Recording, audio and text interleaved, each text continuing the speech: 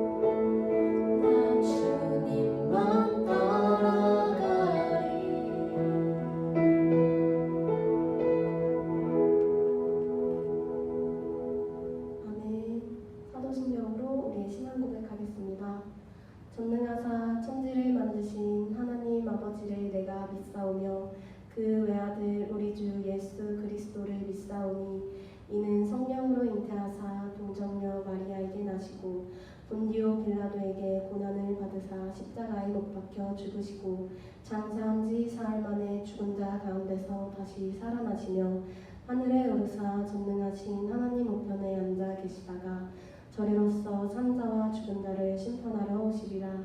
성령을 믿사오며 거룩한 공예와 성도가 서로 교통하는 것과 죄를 사하여 주시는 것과 몸이 다시 사는 것과 영원히 사는 것을 믿사옵나이다. 아멘. 안녕하세요. 우리 청소년부 친구 여러분. 저는 고등부 담당하고 있는 장대현 목사입니다. 오늘 하나님께서 우리에게 주신 말씀은 사도행전 20장 35절의 말씀입니다. 사도행전 20장 35절 말씀을 제가 봉독하겠습니다. 범사에 여러분에게 모본을 보여준 바와 같이 수고하여 약한 사람들을 돕고 또 주 예수께서 친히 말씀하신 바 주는 것이 받는 것보다 복이 있다 하심을 기억하여야 할지니라. 아멘. 여러분, 바울은 오늘 에베소에 있는 교인들에게 마지막으로 고별 설교를 하고 있습니다. 그러니까 성경학자들은 오늘 본문의 내용을 바울의 유언장이라고 표현하지요. 바울이 자신의 죽음 앞에서 마지막으로 하고 싶었던 말을 이제 하고 있는 거예요. 그게 무엇이냐면 약한 사람들을 도와야 된다. 그리고 예수님께서 친히 말씀하신 바 주는 것이 받는 것보다 복되다는 것을 마지막으로 알려주고 있는 것이죠. 사랑하는 우리 친구 여러분, 여러분들 왜 공부하세요? 여러분들 왜 미래를 준비하세요? 약한 사람들을 돕고 그리고 다른 사람들에게 주기 위하여 공부하시는 여러분 모두가 되시기를 주님의 이름으로 부탁드립니다. 여러분 혹시 미국에서 가장 영향력 있는 사람 하면 떠오르는 사람이 있나요? 대부분의 사람들은 그 나라의 대통령을 생각할 텐데요. 대통령이 아닌 오프라 윈프리라는 사람이 미국에서 가장 영향력이 있는 사람으로 손꼽힙니다. 이 오프라 윈프리는 이것이 사명이다라는 책에서 인생의 4가지 철학을 이야기합니다. 첫 번째는 남보다 더 가졌다는 것은 축복이 아니라 사명이다. 두 번째는 남보다 아파하는 것이 있다면 그것은 고통이 아니라 사명이다. 세 번째, 남보다 설레는 것이 있다면 그것은 망상이 아니라 사명이다. 네 번째, 남보다 부담되는 것이 있다면 그것은 강요하는 것이 아니라 사명이다. 이렇게 말을 합니다. 오프라 윈프리는 어린 시절에 많은 아픔과 그리고 가난한 시간들을 보냈던 사람입니다. 그런데 이 오프라 윈프리가 자신의 인생을 바꾸고 성공시킬 수 있었던 방법에 대해서 이야기하는데 그것은 성경 말씀을 통해서 자기 자신을 이렇게 만들었다 간증합니다. 말씀이 없었으면 자신도 없었을 것이고 그 말씀이 나의 삶 가운데 큰 영향력을 끼쳐서 지금의 나 자신을 만들었다는 것입니다. 우리 중등부, 고등부 친구 여러분, 많이 힘들고 어려운 시간을 보내고 있으신가요?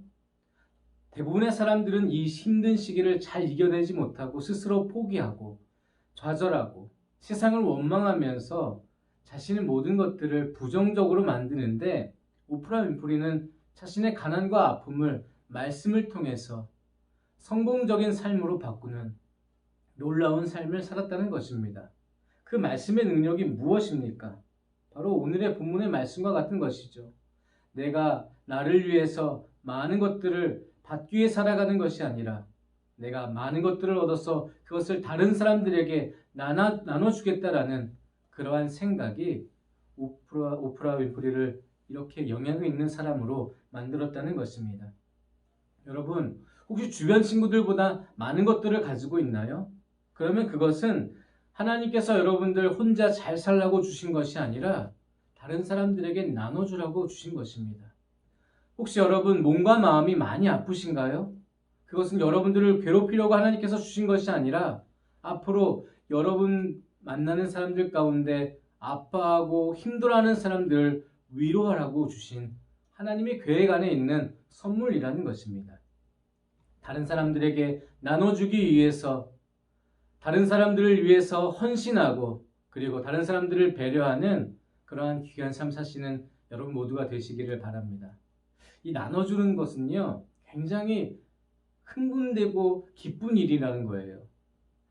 내가 나 자신을 위해서 계속 쌓다 보면 더 많은 것을 얻기 위해서 걱정하고 근심하며 살아야 하지만, 나눠줄 때는 하나님 주시는 참 평안과 기쁨이 있다는 것을 꼭 기억하셔야 된다는 거예요.